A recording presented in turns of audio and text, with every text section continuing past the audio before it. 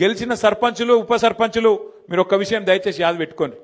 ఈ గవర్నమెంట్లో మీరు పనిచేసేది 2-2.5 ఏళ్ళే. మళ్ళీ అటెన్క వచ్చే గవర్నమెంట్లో మన గవర్నమెంట్లో మళ్ళా 2-2.5 ఏళ్ళు మీరే ఉంటారు.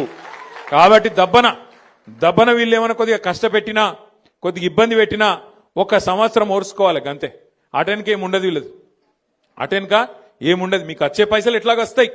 గ్రామ పంచాయతీకి రావాల్సిన డబ్బులు కేంద్ర ప్రభుత్వం నుంచి రాష్ట్ర ప్రభుత్వం నుంచి మీ హక్కుగా రావాల్సిన పైసలు, ఫైనాన్స్ కమిషన్ ద్వారా రావాల్సిన పైసలు ఎవడు ఆపలేడు.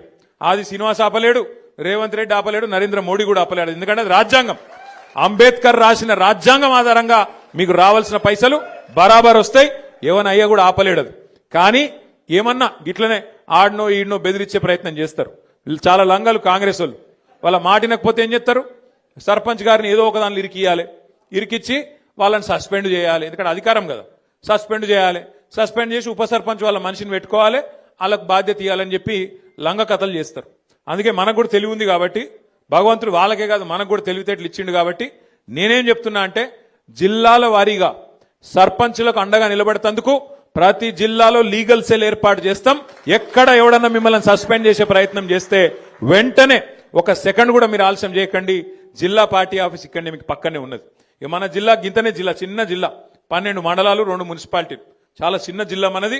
వెంటనే అర్ధగంట లోపల మీరు ఇక్కడికి రావచ్చు. లక్ష్మీనరసింహారావు గారిని, రవిశంకర్ గారిని, రసమై బాలకృష్ణ గారిని, మా తోట ఆగయ్య గారిని నేను కోరుతా ఉన్నా.